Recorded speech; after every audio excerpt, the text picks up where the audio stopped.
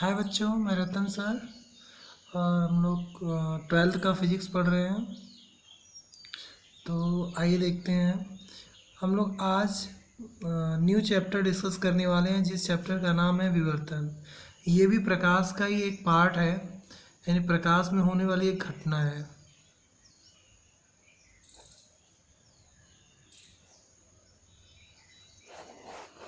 यानी प्रकाश ही चैप्टर में जो हम लोग पढ़ रहे हैं अभी तक, अपवर्तन, परावर्तन, फिर विवर्तन, ये व्यतिकरण और विवर्तन, ये सारे जो प्रोसेस हैं सब आपके प्रकाश में होने वाले हैं। ठीक है, तो अब हम लोग न्यू घटना के बारे में पढ़ने वाले हैं, विवर्तन।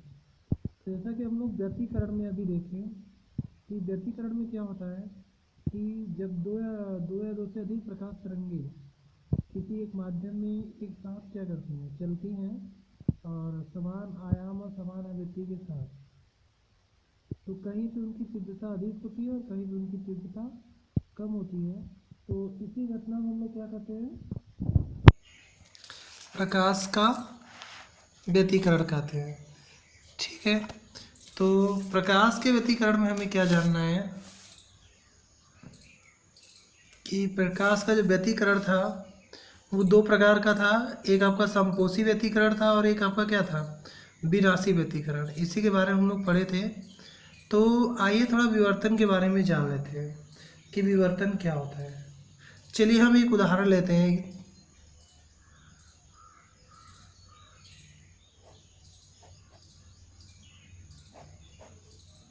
ठीक है, उदाहरण के साथ पढ़ते हैं।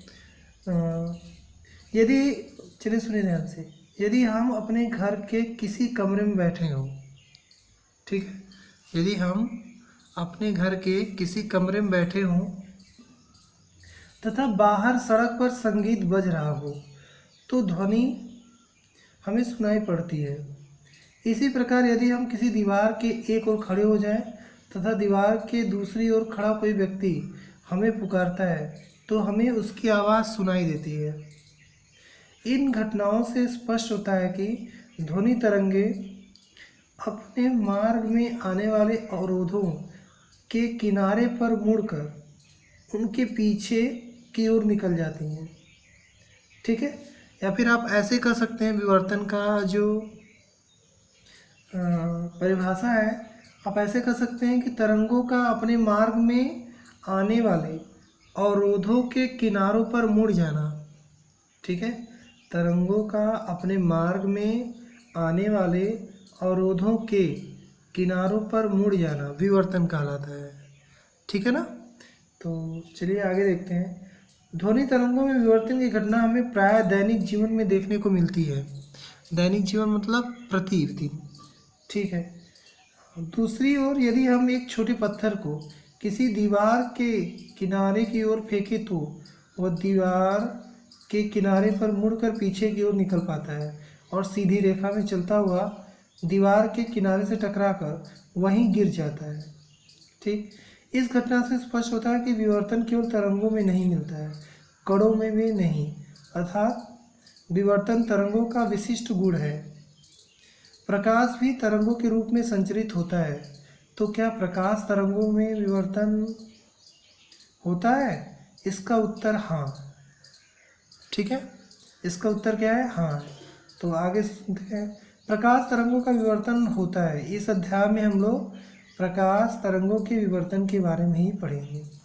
चलिए जानते हैं आगे। अभी इसके पिछले चैप्टर में हम लोग हाइगेंस का नाम सुने होंगे आप लोग। हाइगेंस वैज्ञानिक का नाम है।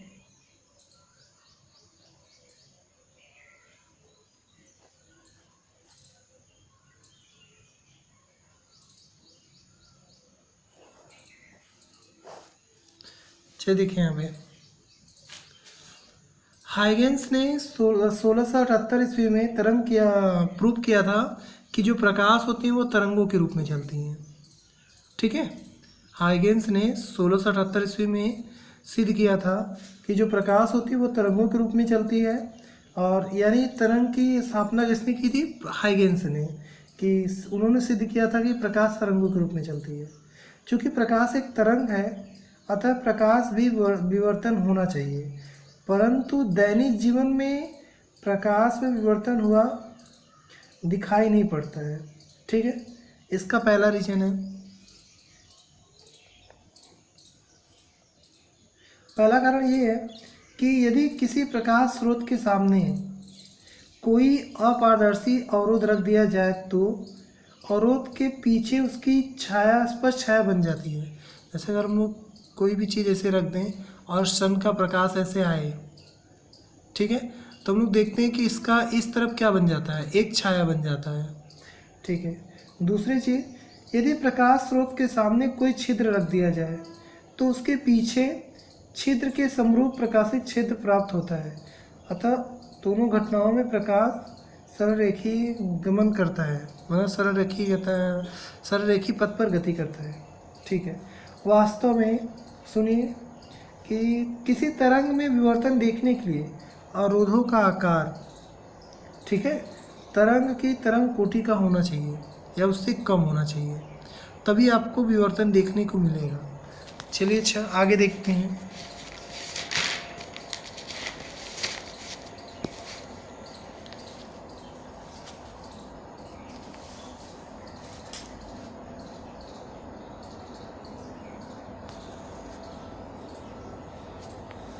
ठीक है, आगे देखो, दैनिक जीवन में हमारे चारों ओर उपलब्ध अवरोधों जैसे दरवाजे, मेज, कुर्सी इत्यादि, इसका आकार ध्वनि की तरंग दैर्घ्य की कोटि का होता है।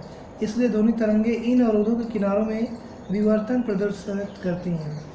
दूसरी ओर प्रकाश तरंगों की तरंग दैर्घ्य इन अवरोधों की तुलना में अत्यंत छोटी होती हैं। इसी कारण प्रकाश तरंगे इन अवरोधों के किनारों पर नहीं मुड़ पाती हैं।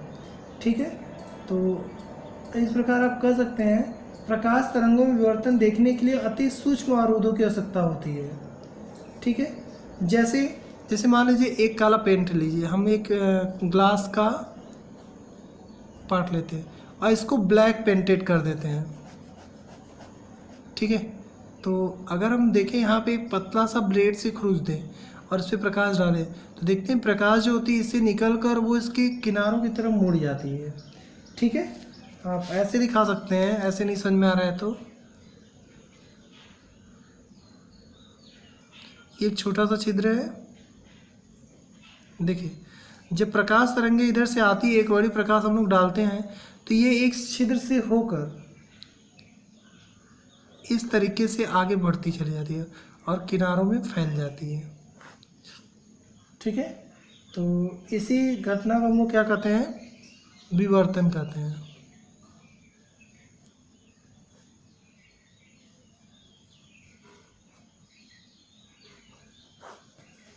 ठीक है, और आपको याद होना चाहिए कि जो प्रकाश की तरंगदैर्घ्य होनी चाहिए उससे वस्तु की तरंगदैर्घ्य छोटी होनी चाहिए, तभी विवर्तन संभव हो पाएगा। ठीक है, चलिए आइए जानते हैं कि विवर्तन कितने प्रकार से हो सकता है।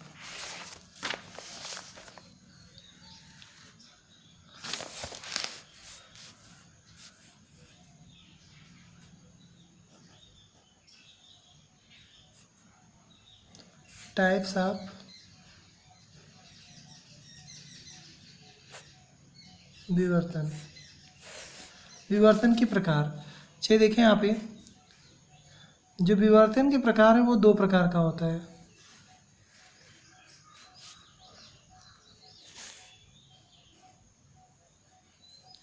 पहला आपका है फ्रेनल विवर्तन।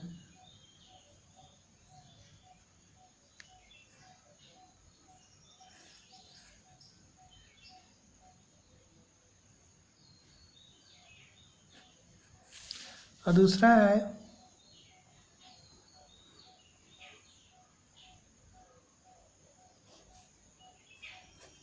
फ्राउनहोफर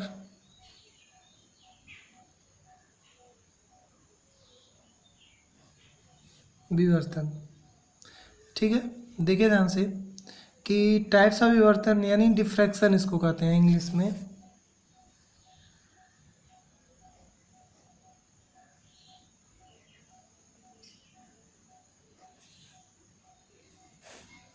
तो देखिए डिफ्रैक्शन दो प्रकार का होता है, एक होता है आपका फ्रेनल डिफ्रैक्शन विवर्तन और दूसरा होता है फ्राउनहोफर।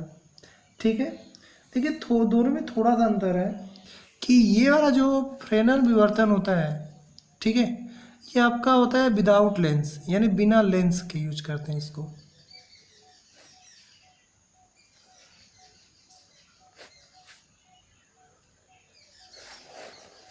ठीक, और इसमें लेंस का प्रयोग करते हैं।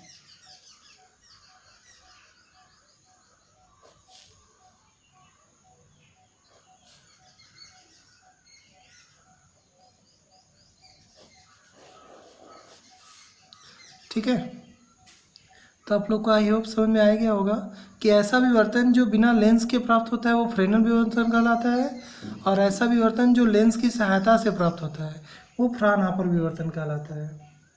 ठीक है ना। चलिए, एक सबसे ज़्यादा इम्पोर्टेंट एक्सपेरिमेंट है जो एग्जाम में पूछता है, एकल झिर्री के कारण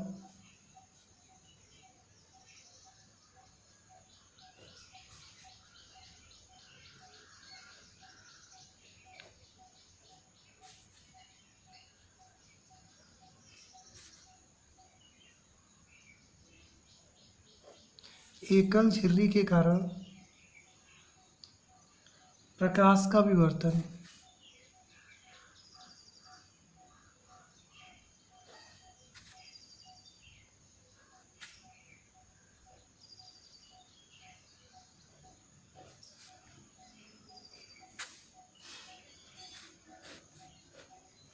एकल झिर्री के कारण प्रकाश का विवर्तन। चलिए देखिए, ये जो टॉपिक है ये बहुत इम्पोर्टेंट है। अब इंग्लिश में लिख सकते हैं इसको,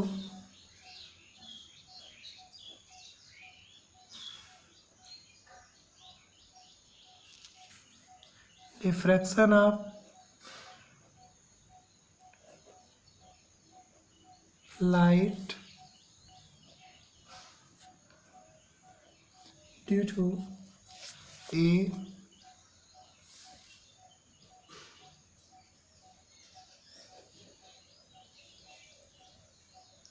सिंगल नैरो स्लिट।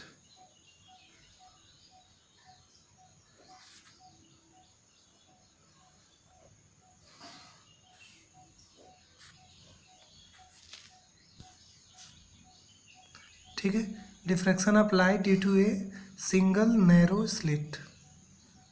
चलिए, जैसा कि मैंने आपको पहले ही बताया कि एकल झिर्री का प्रयोग विवर्तन के लिए हम लोग यूज करते हैं।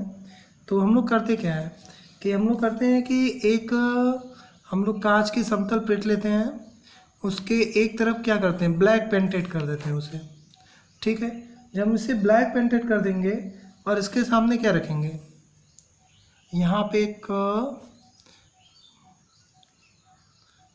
मरकरी लाइट रख देते हैं। ठीक है, और इधर से इस हमें देखते हैं। जब हम लोग इधर से देखते हैं इस लाइट्स को तो हमें यहाँ पे बैंड दिखाई देते हैं, यानी बैंड प्रतिरूप दिखाई देते हैं। ठीक है, और ये प्रतिरूप कैसे होते हैं, ये क्या होते हैं, बीच में पतले होते हैं और किनारों पे मोटे दिखाई देते हैं। चलिए आपको यहाँ पे दिखा देते हैं।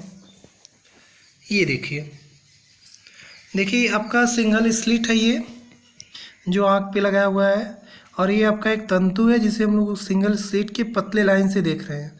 तो हमें पता है, देखने में लगता है कि इसमें बैंड बन रहे हैं, मतलब पट्टियाँ दिखाई दे रही हैं, चमकदार पट्टियाँ। तो कुछ पट्टियाँ पतली दिखाई देती हैं, कुछ मोटी दिखाई देती हैं, और ये आपकी घटती हुई प्रतीत होती हैं।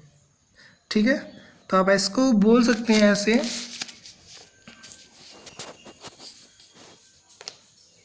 कि एकल झिर्री द्वारा प्रकाश के विवर्तन का अध्ययन करने के लिए कांच की एक प्लेट को काला करके उस पर ब्लेड से एक पतली रेखा खींच ली। ठीक है, जो प्रकाश के लिए एकल झिर्री तथा रेखा छिद्र का कार्य करती है, जो प्रकाश के लिए एकल झिर्री तथा रेखा छिद्र का कार्य करती है। ठीक है, यदि इस रेखा छिद्र से कई मीटर दूर रखे जलते हुए लैंप के रेखी तंतु को रेखा छिद्र के समांतर रखते हुए देखें तो तंतु हमें दिखाई नहीं देता, परंतु तंतु के स्थान पर एक चौड़ी चमकदार पट्टी दिखाई देती है तथा इस पट्टी के दोनों ओर कुछ रंगीन चमकदार लेकिन कम चौड़ी पट्टियाँ दिखाई देती हैं, जिनका तीव्रता तथा चौड़ाई दोनों ओर लगातार घटता हुआ होता है, प्रतीत होता है। ठीक है, इसके आगे इसे एकल रेखाचित्र का विवर्तन प्रतिरूप कहा जाता है। रेखाचित्र की चौड़ाई जितनी कम होती है, विवर्तन प्रतिरूप का फैलाव भी उतना ही अधिक होता है। इसके विपरीत यदि ब्लेड की सहायता से पेंट को और खुरच के रेखाचित्र की चौड़ाई को बढ़ाया जाए तो विवर्तन प्रतिरूप का फैलाव कम हो जाता है। ठीक है, अंत में एक ऐसी स्थिति आ जाती है जबकि झिल्ली के पीछे केवल एक चमकीली रेखा दिखाई देने लगती है, तो इस प्रकार प्रकाश का संचरण रेखीय हो जाता है। इससे स्पष्ट होता है प्रकाश में विवर्तन दिखाई देना रेखाचित्र की चौड़ाई पर निर्भर करता है। जब रेखाचित्र की चौड़ाई प्रकाश की तरंगदैर्घ्य की कोटि की होगी तो विवर्तन प्रबल होगा, और जब चौड़ाई प्रकाश की तरंगदैर्घ्य की तुलना में काफ़ी बड़ी हो जाती है तो विवर्तन दिखाई नहीं देता है। ठीक है, तो प्रकाश में विवर्तन होने का पुष्टि इसी रेखाचित्र की सहायता से हम लोग कर सकते हैं। ठीक है, अब विवर्तन के लिए हम लोग यहाँ पे फार्मूला भी यूज कर सकते हैं। तो आइए देखते हैं, यहाँ पे विवर्तन प्रतिरूप का एक आपका यहाँ पे दिखा सकते हैं ग्राफ। हेडिंग है विवर्तन प्रतिरूप का तीव्रता वक्र। ठीक है, देखिए इसमें यदि विवर्तन कोण थीटा तथा तीव्रता आई के बीच एक वक्र खींचा जाए तो यह एक वक्र विवर्तन प्रतिरूप तीव्रता वक्र कहलाता है।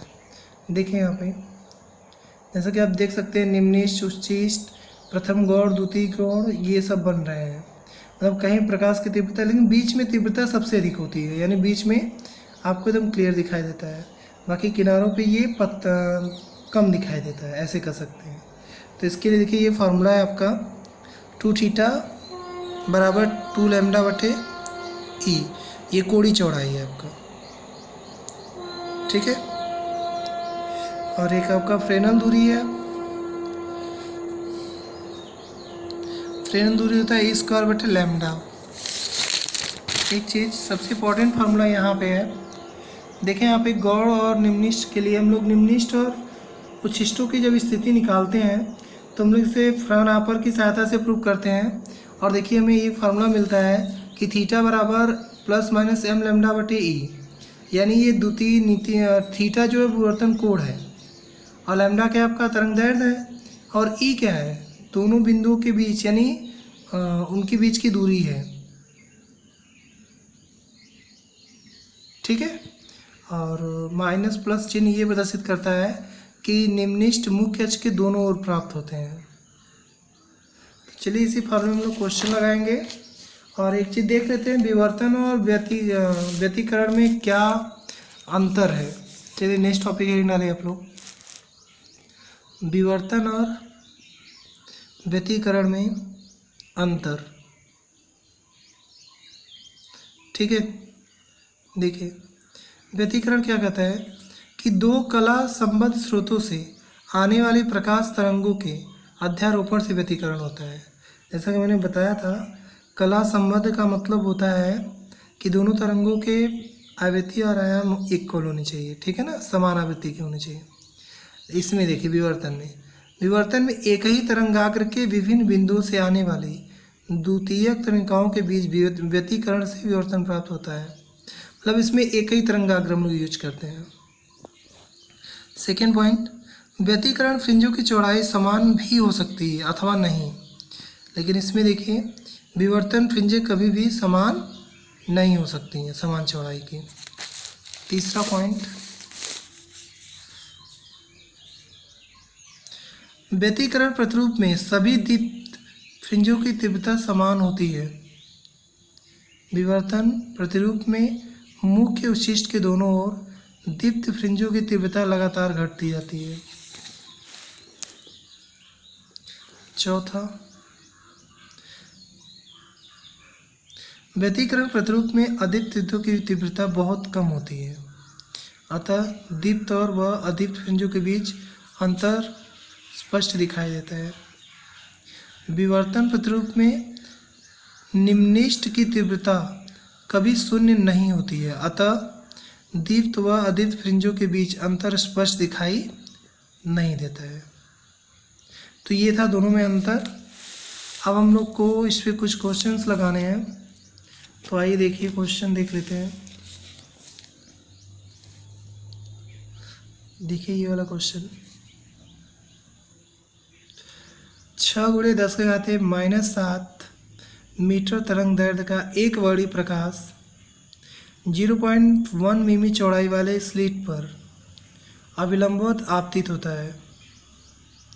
विवर्तन प्रतिरूप के एक पर्दे पर प्राप्त किया जाता है। पर्दे की स्लिट से वह अधिकतम दूरी ज्ञात कीजिए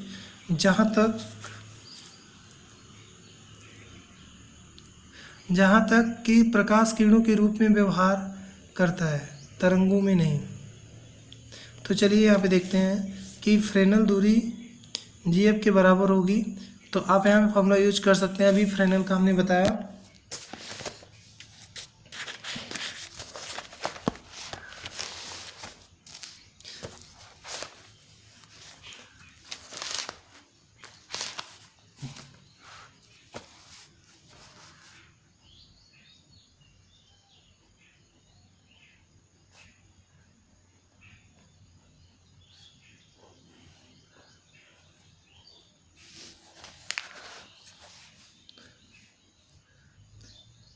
देखिए यहाँ पे स्मॉल ई बराबर 0.1 मिमी, तो इसको चेंज कर सकते हैं हम लोग।